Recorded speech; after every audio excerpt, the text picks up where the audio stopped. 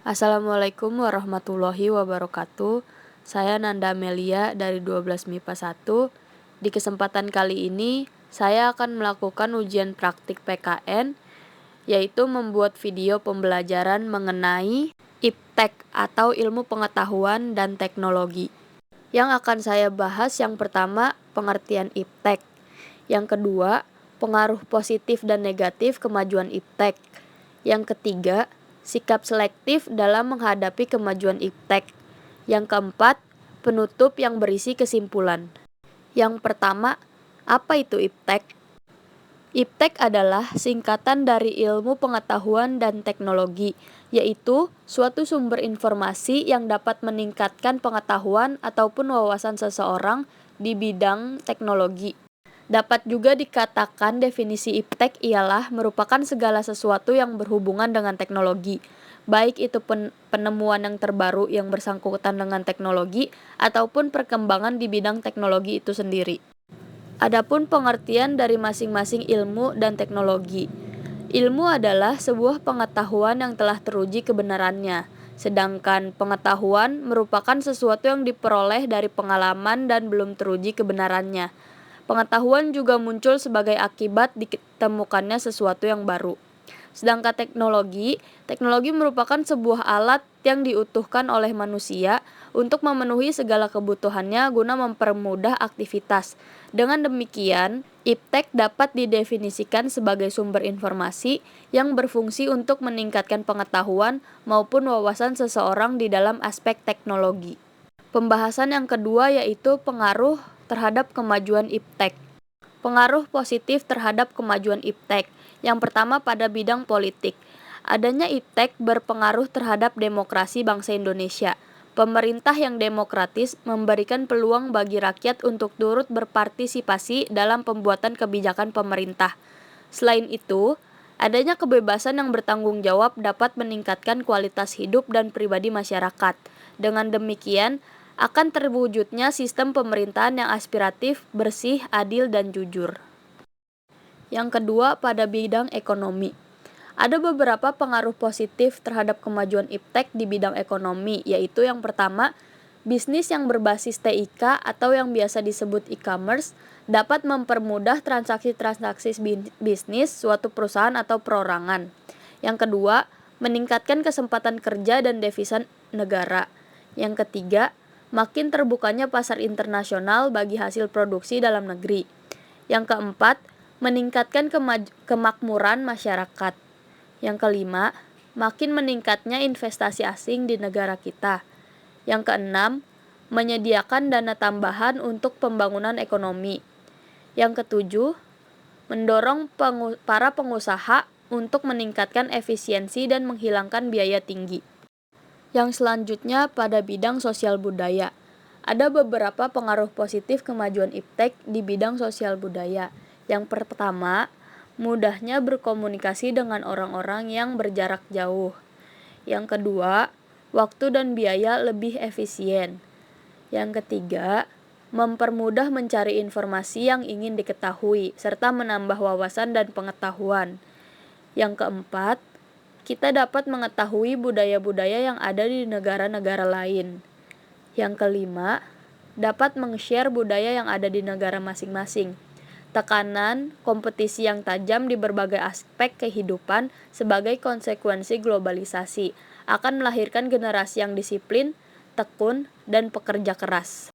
Selanjutnya, pada bidang hukum, pertahanan, dan keamanan. Ada beberapa pengaruh positif kemajuan IPTEK pada bidang hukum, pertahanan, dan keamanan. Yang pertama, makin menguatnya supremasi hukum, demokratisasi, dan tuntunan terhadap dilaksanakannya hak asasi manusia. Yang kedua, menguatnya regulasi hukum dan pembuatan peraturan perundang-undangan yang memihak dan bermanfaat untuk kepentingan rakyat banyak. Yang ketiga, makin menguatnya tuntunan terhadap tugas-tugas penegak hukum seperti polisi, jaksa, dan hakim yang lebih profesional, transparan, dan dapat dipertanggungjawabkan. Lalu, ada pengaruh negatif terhadap kemajuan IPTEK. Pada bidang politik, ada beberapa pengaruh negatif terhadap kemajuan IPTEK. Yang pertama, penggunaan persenjataan canggih untuk menyerang pihak lain demi kekuasaan dan kekayaan. Yang kedua, terorisme yang semakin merajalela. Yang ketiga, kurangnya privasi suatu negara akibat kerahasiaan yang tidak terjamin dengan semakin canggihnya alat-alat pendeteksi. Yang keempat, terganggunya stabilitas politik nasional seiring dengan terjadinya tindakan-tindakan anarki. Pada bidang ekonomi, ada beberapa pengaruh negatif terhadap kemajuan iptek. Yang pertama, terjadinya pengangguran bagi tenaga kerja yang tidak mempunyai kualifikasi yang sesuai dengan yang dibutuhkan. Yang kedua, sifat konsumtif sebagai akibat kompetisi yang ketat pada era globalisasi akan juga melahirkan generasi yang secara moral mengalami kemerosotan seperti konsumtif, boros, dan memiliki jalan pintas yang bermental instan. Yang ketiga, adanya aksi tipu-menipu dalam proses jual-beli online yang dapat merugikan beberapa pihak. Yang keempat, pemerintah hanya sebagai regulator pengaturan ekonomi yang mekanismenya akan ditentukan oleh pasar. Yang kelima, sektor-sektor ekonomi rakyat yang diberikan subsidi semakin berkurang, koperasi makin sulit berkembang, dan penyerapan tenaga kerja dengan pola padat karya makin ditinggalkan. Lalu, pada bidang sosial budaya, ada beberapa pengaruh negatif terhadap kemajuan iptek. Yang pertama, maraknya perilaku menyimpang yang terjadi di kalangan masyarakat, dan khususnya pada remaja. Yang kedua, timbulnya kejahatan publik. Yang ketiga, kurangnya interaksi langsung antara manusia, karena mereka lebih senang mengutarakan pembicaraan melalui dunia maya atau jejaringan sosial. Yang keempat, budaya yang ada bisa diklaim oleh negara lain. Yang kelima, dapat merubah budaya yang telah ada karena perkembangan iptek yang cukup pesat. Yang keenam, kehilangan jati diri budaya yang ada di negara tersebut, hilangnya semangat nasionalisme. Lalu, pada bidang hukum, pertahanan, dan keamanan, pengaruh negatif terhadap kemajuan iptek yaitu akan menimbulkan tindakan anarkis dari masyarakat yang dapat mengganggu stabilitas nasional, ketahanan nasional, bahkan persatuan dan kesatuan bangsa. Selain itu, peran masyarakat dalam menjaga keamanan, ketertiban, dan kedaulatan negara semakin berkurang. Materi ketiga yang akan kita bahas yaitu sikap selektif dalam menghadapi kemajuan iptek. Pada bidang politik, ada beberapa sikap selektif dalam menghadapi pengaruh iptek. Yang pertama, mengembangkan demokratisasi dalam segala bidang. Yang kedua, mengaktifkan masyarakat sipil dalam arena politik. Yang ketiga, mengadakan reformasi lembaga-lembaga politik agar menjalankan fungsi dan peranannya secara baik dan benar. Yang keempat, memperkuat kepercayaan rakyat dengan cara menegakkan pemerintahan yang bersih dan berwibawa. Yang kelima, menegakkan supremasi hukum. Yang keenam, memperkuat posisi Indonesia dalam kancah politik internasional.